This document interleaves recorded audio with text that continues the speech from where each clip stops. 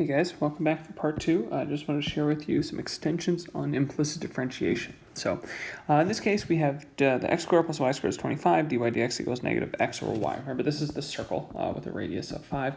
And I want to remind you, this is like the slope at the point x comma y. So if you take, for instance, like the point on the circle out here at, I don't know, like 4 comma 3, it tells you that at that point your dy dx is negative 4/3. That's what it's representing. So one of the questions that you might see is, for example, given this equation, it might ask you to find the points on the curve where there is a horizontal tangent. Where there is a horizontal tangent. So of course you want to think about, like, what does that look like? What does a horizontal tangent mean? Well, a horizontal tangent looks like that, right? It's where we have a slope of 0. So it's where my dy dx is equal to 0. So in this case, negative x over y is equal to 0. Now, if you want to solve this equation, if a fraction is equal to 0, it means the top is 0. You could also just like multiply y on both sides. Regardless, it just shows you that x equals 0. Now, the question asks for points on the curve. So when I think points, I think x comma y. So when I want to actually find the points on the curve, not the slope, I need to plug this in the equation for the curve, and then I'm going to solve for y. Because again, I'm talking about the original curve, not the slope, so I need to go back to my equation for the curve, not the equation over here for the slope. Okay, so when x is 0, I'll plug that in. So I'll get 0 plus y squared equals 25. So y equals plus or minus 5. So when x is 0, y is plus or minus 5. So my points there are 0, 5, and 0, comma, negative 5. Okay, now hopefully this makes sense, right? Because if we think about the circle, if we look at the point 0, 5 at the top and 0, negative 5 at the bottom, do we have horizontal tangents there? Yes, great. Okay, now the next example, I'm going to ask you to find the points on the curve with a vertical tangent. Okay, now you might again ask yourself, what does a vertical tangent look like? Well, a vertical line and a tangent is going to look like that. So what does that look like? Well, if you have a straight up and down line, that means that your derivative is undefined. Your slope there is undefined. Okay, so keeping that in mind, well, what does it do? If my dy dx is undefined in this case, that means that my dy dx, which is the negative x over y, if I have a fraction that's undefined, usually that means we're going to have a 0 on the bottom.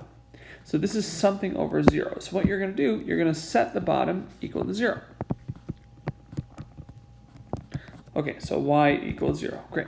Now again, we're looking for points on the curve. So to find x, I need to plug in the equation for the curve. Okay. And my equation for the curve, of course, was still x squared plus y squared equals 25. In this example, you might have a different dy dx somewhere else. So we'll take that and plug it in. Okay, so again, we get x squared equals 25, so x is plus or minus 5. So if y is 0, we have the point 5, 0, and negative 5, 0. And again, if we think about these logically, these make perfect sense, right? We have our curve at 5, 0, and negative 5, 0. That's where we indeed have vertical tangents. Great. Okay, so that's one type of problem. The other thing I wanted to talk about was second derivatives. These are going to be a little gnarly, but you guys can handle it. You're in AP calculus. So let's say we have the equation y cubed minus 3y equals sine of x plus 1. And I'm going to ask us to find dy dx and then also find d squared y dx squared in terms of x and y. Now remember that d squared y dx squared, that's like your second derivative.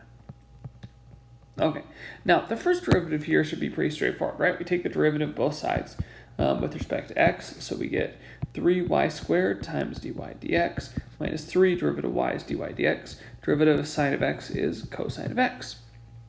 Okay, now you factor out your dy dx, you're left with 3y squared minus 3.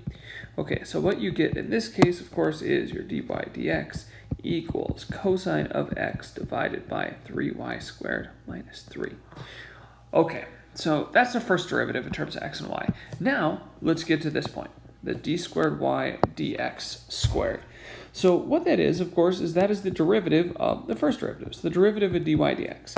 So what I'm going to do here is I'm going to take a derivative again. So I'm going to take the derivative of both sides. Okay, so when I take the derivative of the first derivative, that gives me the second derivative. When I take the derivative of the right side, of course, I need to use the quotient rule. So low d high minus high d low. Okay, the derivative of 3y squared is 6y times dy dx. Okay, and then of course we square the bottom, and away we go. Now, one thing is I ask you to put this in terms of x and y. So if I ask you to put it in terms of x and y, what I need to do is I need to plug in for y. Or sorry, plug in for dy dx. So I'm going to plug in for the dy dx right here. And what I'm going to do is I'm going to take the equation for dy dx I already found and plug it in. So that's it. So like I said, this is a little ugly, but the idea here is you can plug in for the first derivative, the first derivative you already got, in order to write this whole equation just in terms of x and y. Okay, so we get 6y times dy dx. So again, times cosine x over 3y squared minus 3. Okay, and then we square the bottom, away we go. Well, I don't really feel like simplifying it either, so let's just put a big circle around this and we can go on. So that's how you can take a second derivative. Okay, the next thing I wanted to talk about, this is going to seem unrelated at first, but you might wonder this question. How do I take a derivative of, say, y equals 3 to the x? Well, we know how to take a derivative of e to the x, but what about 3 to the x, 2 to the x, 10 to the x? What about something like that? And this is a question that you can answer in a couple different ways, but the easiest way is actually implicit differentiation. So let's start with y equals 3 to the x. So this is a strategy we're not going to use very often, but when you see an x and exponent, this is something you can do. You can basically, you take the ln of both sides, and you're going to apply those log rules we were just talking about. And then I'm going to use implicit differentiation. Okay, so if I take the derivative, and we're going to generalize this in just a minute. Before I take a derivative, I'm going to take the log of both sides. So I'm going to do ln y equals ln of 3. We always do natural logs because we're in calculus. So we'll move the x down. So ln y, because it's so easy to take the derivative of that. Okay, so we move the constant down in front. Now, we're going to do the implicit differentiation like we just learned.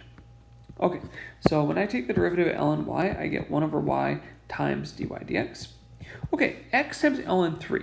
Remember, ln 3 is a constant, so ln 3 times x is very similar to saying like 5 times x. When you take the derivative of 5x, you get 5. When you take the derivative of any constant, like ln 3 times x, you get just that constant, so ln 3. So that means that your derivative is equal to y times ln of 3. Now, what is y? Now, all we're going to do is plug in for y. We started by saying y equals 3 to the x. So that says the derivative is just equal to 3 to the x times ln of 3, where 3 is that base. So if you want to generalize this, a general rule is if you take the derivative of a to the x, that derivative is a to the x times the natural log of that base a, if a is a constant. Okay, so this is the important part. You don't need to memorize this thing with the log or know that, but this is a formula that you should understand or be able to quickly come up with. So for example, if I ask you to find the derivative of 7 to the x, you should be able to quickly jump and just say, oh, it's 7 to the x times the natural log of 7.